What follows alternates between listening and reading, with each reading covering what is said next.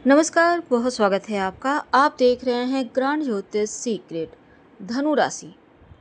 राहु के नक्षत्र में शनिदेव का प्रवेश होने जा रहा है 3 अक्टूबर को। 3 अक्टूबर को राहु के नक्षत्र शतभिषा नक्षत्र में शनिदेव प्रवेश करेंगे। तो शनिदेव के इस नक्षत्र परिवर्तन से आपकी लाइफ पर इसका क्या प्रभाव पड़ेगा, आज हम जानेंगे विस्तार से। साथ ही क्या उपाय करें, क्या प्राप्त होगा और कब से आपको आपकी लाइफ की खुशियाँ प्राप्त होंगी। देखिए, शनिदेव का वैसे कहा जाता है कि राहु और शनिदेव दोनों ही क्रूर ग्रह हैं और शनिदेव राहु के नक्षत्र में आ रहे हैं।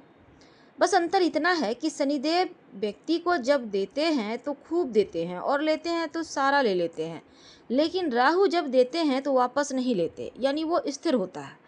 बस दोनों में यही अंतर है। आज हम यही जानेंगे कि शतभिषा नक्षत्र में शनिदेव के आने से आप धनु वाले के लाइफ में क्या परिवर्तन होगा, क्या राजा बनाएंगे, जीवन में खुशियां देंगे, पर देंगे तो इतना, और अगर सही नहीं है वक्त तो किन चीज़ों से आपको सावधानी रखना है।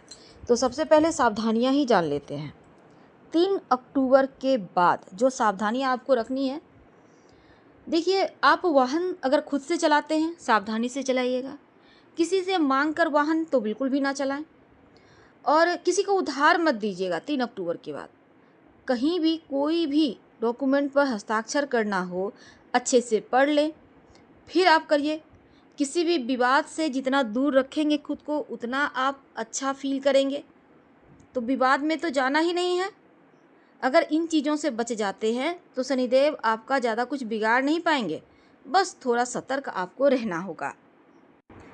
तो अगर हम आपके करियर की बात करें तो शनिदेव कर्म के कारक ग्रह हैं, करियर के ऊपर उनका आधिपत्य है।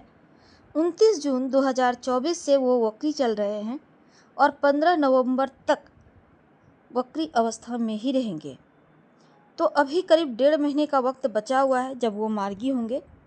तो 15 नवंबर तक जो वक्त है, ये मध्यकाल जो है, इस मध्य 3 अक्टूबर के पहले और 3 अक्टूबर के बाद आपकी लाइफ में क्या बदलाव होगा और वो कौन से काम है जिसको करने से, जैसा हमने आपको परहेज बताया, लेकिन कुछ उपाय भी बताएंगे। वीडियो के अंत तक बने रहिए और ये प्रेडिक्शन चंद्र राशि पर आधारित है।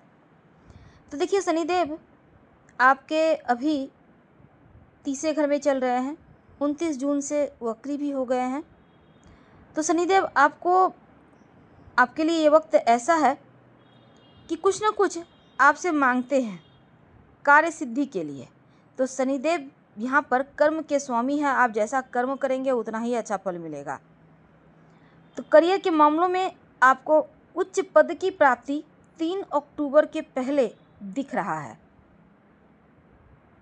तो तीसरे घर पर शनि और दूसरे घर पर भी स्थिति बेहतर। अब देखिए, यहाँ पर आपको करना क्या है।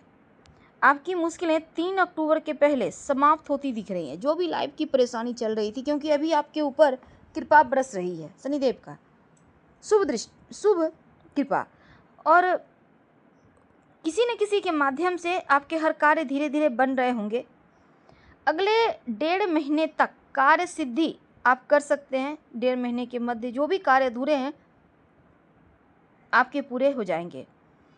आपके घर में आपके छोटे भाई बहन हैं, उनके साथ तालमेल बनाकर चलिए, उनका केयर कीजिए। और शनिदेव, जो लोग नीचे हैं, जो लोग आपके अंदर काम करते हैं, जो आपके सेवक हैं, जो नौकर हैं, उन सभी से तालमेल बनाकर चलिए, तब जाकर आपको ज़्यादा कृपा आपके ऊपर बरसेगी, अच्छा फल देंगे। तो छोटे भाई बहन के साथ आप अगर जुड़कर उनके साथ मिलकर कोई काम करेंगे तो और अच्छा रहेगा। और साथ ही आप अपने सपनों को पूरा करने के लिए अगर कदम बढ़ाना चाहते हैं, ये वक्त बढ़िया है। अगर आप राइटिंग के क्षेत्र में हैं, आप कुछ लिखना चाहते हैं, आप चाहते हैं प्रकाशित करना, आप चाहते हैं कहीं पर इन चीज़ों को आप अंदर से बाहर निकालना, तमाम चीज़ें के लिए भी बढ़िया है। और आप एक बात याद रखें कि आपके जो पैर हैं, जो जूते चप्पल हैं, इनके ऊपर शनिदेव का प्रभाव होता है। तो अपने पैरों को साफ सुथरा रखें, सजा कर रखें, और अपने जूते चप्पल को भी चमका कर रखें, पॉलिश करके, या फिर झाड़ पोंछ कर पहने, टूटे फूटे पुराने हटा दें घर से। और घर के यहाँ पर जो शनिदेव हैं आपके करियर को भी एक्टिव कर रहे हैं। अगर आप खिलाड़ी हैं तो समय आपके लिए अच्छा चलेगा, लेकिन थोड़ा जो स्ट्रगल था, जो आप उसके ऊपर आपने काम भी अभी तक किया है, इन स्ट्रगल से बाहर निकलने का ये वक्त है। शनिदेव आपके लिए एक बैलेंस बनाकर चल रहे हैं। द्वितीय भाव का भी प्रभाव मिलेगा, हालांकि यहाँ पर अब आपके दूसरे भाव को भी मजबूत कर रहे हैं, तो करियर में आपको बेहतर परिणाम मिलेगा। बैंक से जुड़ा हुआ कोई काम अधूरा है, आप लोन लेना चाहते हैं या आपने लोन लिया है उतारना चाहते हैं, तमाम चीज़ों को वक्री अवस्था में रहते ही आपके ठीक कर देंगे या समाप्त कर देंगे, पूरे कर देंगे। कोई भी अधूरा कार्य है धन को लेकर, बैलेंस को लेकर, वो पूरा होगा। परिवार के लिए थोड़ा वक्त जरूर निकालें, अपनों की सलाह को मानें, परिवार से जुड़िए, अपनी वाणी पर थोड़ा और काम कीजिए। ऐसी वाणी ना बोलें कि किसी को परेशानी हो, खासकर बड़े बुजुर्ग को। पॉजिटिव काम कीजिए, यकीन मानिए शनिदेव आपके ऊपर कृपा बरसा रहे हैं और ज़्यादा बरसाएंगे। अब शनिदेव की दृष्टि आती है, 7वीं दृष्टि, तो सप्तम दृष्टि से ठीक आपके 9वें भाव। तो ऐसे में क्या होगा ना, एक पंचम भाव पर भी तो वक्र स्थिति के कारण जो इनकी दृष्टि पड़ेगी धनु राशि वालों, आपके शरीर पर पड़ेगी। तो सप्तम भाव पर भी बात करें अगर हम, तो देखिए सप्तम दृष्टि है 9वें भाव पर। इसमें पिता के साथ तालमेल बनाकर चलें, उच्चाधिकारी के साथ तालमेल बनाकर चलें, उनको प्रसन्न रखें, तब जाकर आपको सफलता ज़्यादा मिलेगी उनके आशीर्वाद से। जो लाइफ में स्ट्रगल थी, प्रॉब्लम थी, वो अब समाप्त हो रहा है। उच्चाधिकारी के साथ किसी भी कीमत पर रिश्तों को बिगड़ने मत दीजिएगा। धार्मिक कार्यक्रम जो आपने सोचा था वो आप घर में इस पीरियड में करवा सकते हैं। जो सोचा है कार्य वो तो पूरा होगा ही, साथ ही इस समय शनिदेव जागृत अवस्था में है, तो करियर ही नहीं जीवन में भी यह धन के स्वामी हैं, धन के मंत्री हैं। तो जितना आपको धन देना चाहते हैं वो देकर रहेंगे, पर आपको लेने के लिए कुछ चीज़ों को समझना होगा।